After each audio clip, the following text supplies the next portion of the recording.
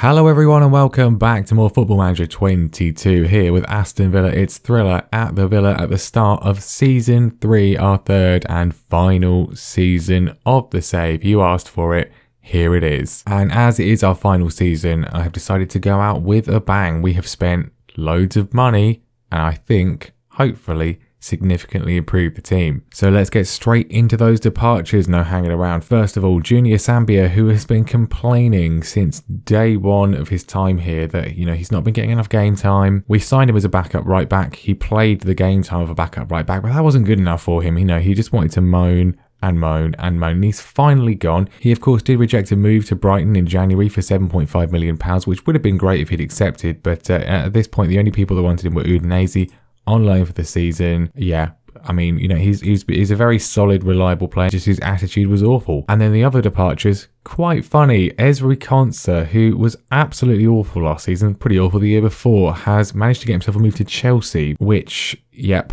okay. He's a regular starter there apparently. Okay, I'm baffled. £19 million. I mean, I'm not baffled. He should be good. His attributes are amazing, but his performance is just not good at all, really. We'll see how he gets on. I'm not convinced. And then if that was baffling, even more so, Danny Ings has gone to PSG for £24.5 million. Obviously, look, his first season was absolutely phenomenal. 25 goals. It was an incredible year, really. You can't really complain. But then last year, absolutely awful. I mean, 9 goals, I suppose. It's not awful, but it was pretty bad. 6.74 average rating. Not good enough, really, for our team. He was the massive weak link. So we've let him go. 24.5 million, as said. He's already got a goal. I think he's going to rip Ligue 1 to shreds. But yeah, just not for me. He's, obviously still technically fantastic, but just a bit too slow, I think. I mean, he doesn't look that slow, but there's just something about him. He just didn't really work last year, and I don't know why. I think it's time for him to move on. So then we had 80 million to spend. We've got a good sort of 30-40 million for those sales. What did we do with it? Well, we've spent all of it. We have spent £130 million. I hope we've spent it well. First of all, by far the cheapest signing, Nico Williams has joined us from Liverpool as our new backup right back. Hopefully won't complain as much as the old one. Very cheap signing compared to the rest of the deals. 3.4 million. A very good season in the Championship last year on loan at Blackburn. Just extremely solid, really. Can defend, can attack. Physically good, work rate not bad, just what you really want really in a fullback in the system that we play. Second most expensive signing, which is absurd, Rodrigo Bentancur has joined us from Juventus, from Zebra. A consistently world-class midfielder on FM21, I found always ended up at Liverpool or somewhere like that. Just an excellent player. Seems to have had a little bit of a downgrade in terms of current ability this year. He hasn't done particularly well in the 2 seasons so far, but attributes wise I think he's pretty spectacular. Given that obviously Dennis Zakaria will still be playing for us, he has been probably the most consistent player in the team, always reliable, great guy in the middle of the park. We didn't really have anyone to sort of compete with him or to back him up who was comfortable and natural in the system that we played. Obviously John McGinn, good player, but never really played particularly well. He was left-footed, didn't really fit what we wanted to do. Bentancur, I think, solves that problem. He can defend, tackling very good. He's got fantastic work rate and positioning. Marking's good. He can dribble. 14 dribbling is very, very nice indeed. He's the perfect player to cover for Zakaria if something happens to him. And then, as much as I love Chris Mepham, who did very well last season, he didn't get over a 7. And, we need to always be looking to improve the team. I wanted to get for this last season a proper top-class defender who is in their prime now to play alongside Tyrone Mings, and that is what I think we've done with this signing. Duje Chaleta-Char, I think. It might be Chaleta-Car, I don't know. I think that's how they said it at the Euros. Pronunciations are difficult, but he has joined us, Croatian international from Marseille for £23 million, which I think is probably a bargain. 2 seasons over a 7 rating in Ligue 1 for Marseille. He's good. The passing's excellent. Positioning's good too. He can mark, he can tackle, he can head, he can concentrate. Physically good. Everything you'd really want from a defender, really. Alongside Mings, sort of competing with Mepham for that right-hand side slot, we're going to have a solid defence this year, I think. Hopefully a solid defence. Hopefully an all guns firing attack. And the new man to fill the boots of Danny Ings well, he could be pretty special. Giacomo Raspadori has been signed from Sassuolo. £45 million for a 23-year-old striker who got 16 goals in Serie A last season. I think could be quite a bargain. Physically, he's good. The pace is decent, but the acceleration and agility and balance, that's where it's at. Great stamina too. He's got flair. His off the ball is very good. Finishing composure, really nice. He's only 23, so he's only going to get better. Not that that's really going to be, particularly a massive thing for us, given that we're only going to be doing one more season, but I think he could be pretty spectacular. He fits the system perfectly. Only real concern is probably his jumping reach, but his heading is still decent anyway, so that should be okay. He's either-footed as well, so he can get it from whichever wing can feed him, and from central positions too. Yeah, I think I'm happy with this. But that's not all, because we still had about 40 million left in the old wallet, and I thought, you know what, it's the last season. We might as well do it. We might as well go out and get somebody spectacular, someone who's just going to provide that little X factor, that cutting edge in the key games.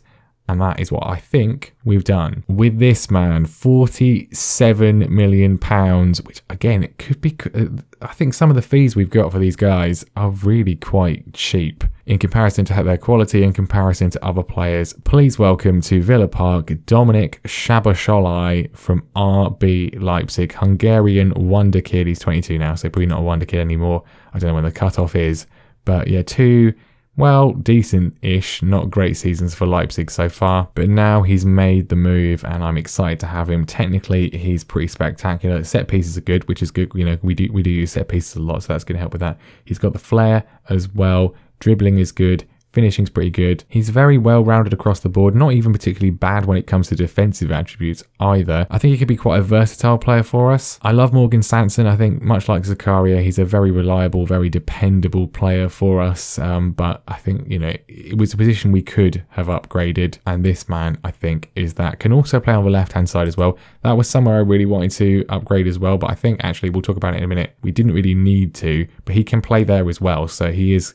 and he's got the attributes to do it if need be, but he's principally going to be playing in that Mazzala role. That's what we promised him anyway. It's what he wants to do. And yeah, I think he's going to be pretty solid there. So there we go. £130 million spent. Let me know what you think down below. And don't forget to like and subscribe while you're at it as well, if you haven't already done so. How well do you think we are going to do in this third and final season? We've finished third 2 years running. Can we make that push on and maybe properly challenge for the Premier League title? The media have got us finishing in 8th, which is better than last year. We were down in 10th last year, so 2 places better off. If we actually do finish 2 places better off than last year, then obviously we'll be champions, so that'll be good. But Liverpool are a joke, so that's probably not going to happen. They are just absolutely ridiculous. They've got Tonali now. Yeah, it's going to be tough. But let's see how we get on in the first game of the season. We are literally the first game of the season. Opening fixture away at Leicester City, away from home again,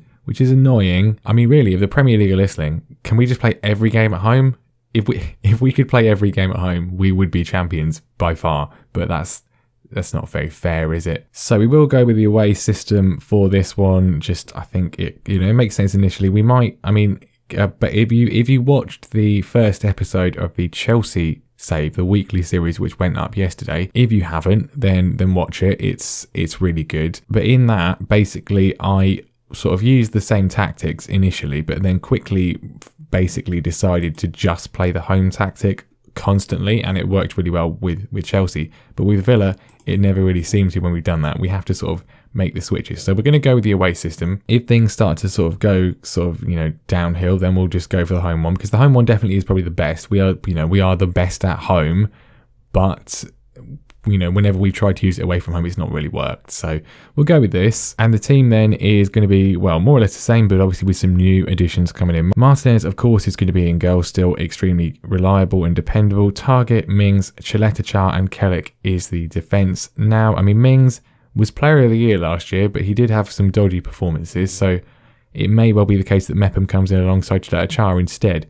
Target as well was someone who I thought we could potentially upgrade. We just ran out of money, so he's obviously still very, very good. Midfield, Polgar, Zakaria and Szoboszlai are going to kick things off. Obviously Sanson can come in, Bentancur can come in as well. I can certainly see Bentancur playing quite a lot this season ahead of either Zakaria or ahead of Polgar. We've still got John McGinn, we've got young Max Bird as well, who is, he's a decent option. And then the attacking trident, Buendia on the left, Bailey on the right, and Raspadori starting up front. There is still potentially room for someone to go. The main likely candidates for departure would be John McGinn and Anwar El Ghazi, but everyone has been able to be registered for the Premier League squad. A lot of people are going to miss out in Europe, so that's going to be an issue down the line. But in terms of the Premier League, if we can keep everybody, we might as well, because rotation is key, fitness is key, so I'm not too much against it. But what I will say is we need to highlight a couple of players in this attacking area. Ollie Watkins is still here. We did get a bid from Leeds, £40 million they're prepared to pay, but he turned it down. And given his improved performance over the season, I don't really mind. I'm happy to keep him. Obviously, he can play as a striker. That's where we've been playing him, and we'll probably play as a striker quite a bit this season. But actually, the main thing I'm going to do is that he has gone ahead of El Ghazi in the pecking order on the left-hand side. He's extremely good as a left winger, so he will be the backup to Buendia in that position. And one man we also need to talk about is Matthias Arezzo, who is like a new signing because he's finally got a work permit, so can actually play. He's pretty blooming good as well, so he's going to be playing quite a lot, I think, as the backup to Raspadori as well. Not that you'll see him today, because I've left the substitutes bench. I put it in like order of sort of position for the pre-season friendlies and haven't changed it. So no Watkins, no Arezzo, but you know, it's fine. Traore can play up front if need be. Oh dear, that's not a great start, is it? Anyway, it's Leicester. Jamie Vardy's still up front. I want to win every match. Make no mistake about it. We need to get off to a winning start. We've obviously done that 2 years running, but both previous seasons was against Southampton. So this is it's a different test. But we do have a very, very good record against Leicester as well. Early corner, Buendia plays it in, looking for someone. He's found Polgar, who finds the woodwork. Very unlucky. Another corner though. Buendia plays it in, looking for Chaleta Char. It's been headed away.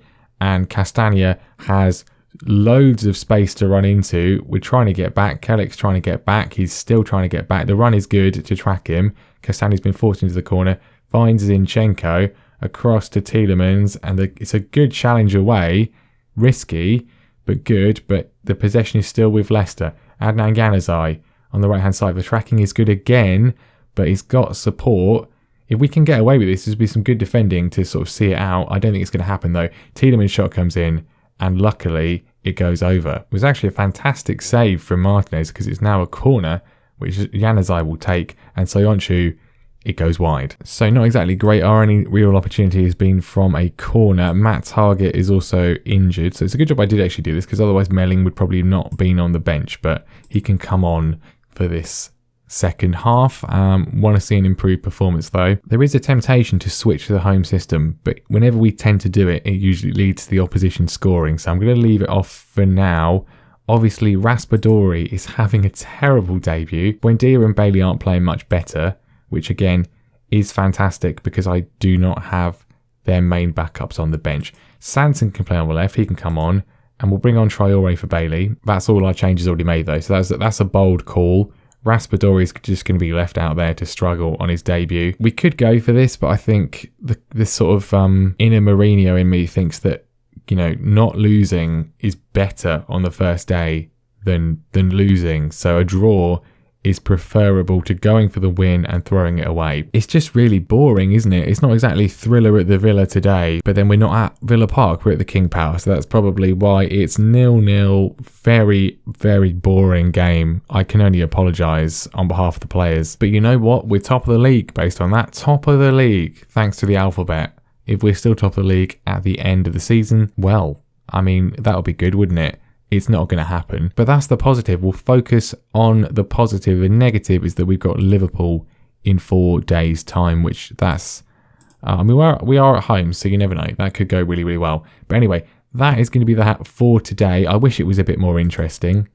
The last couple of years have been really good opening games, but not this time. But you know what? Defensively solid. That's at least something. But there we are. Thank you very much for watching. Make sure you leave a like. Make sure you subscribe as well. I will see you next time for more. We're going to go through this season probably a little bit quicker than the last one, as we've been in Europe before now. That's sort of old news. So we will be back sometime around October. In fact, we're playing Southampton in October. So that, to me, given our fantastic record against them. It seems like a good target for us to aim for. So that's the plan. We'll be back on Wednesday. My aim I've said this on Twitter, but the aim is to sort of do a video for this series and then the next sort of regular series Monday, Wednesday and Friday, and then on Sunday we'll be doing the Chelsea save, which is a longer form International Journeyman style series. If you've not watched it yet, go and watch it. So yeah, basically 4 videos a week. I'd like to do more. I'd love to do daily uploads, but I just don't have the time to be able to do it given the fact that I do work full time. So fewer videos, but hopefully better videos as well. But anyway, enough rambling. Thanks for watching and I will see you next time.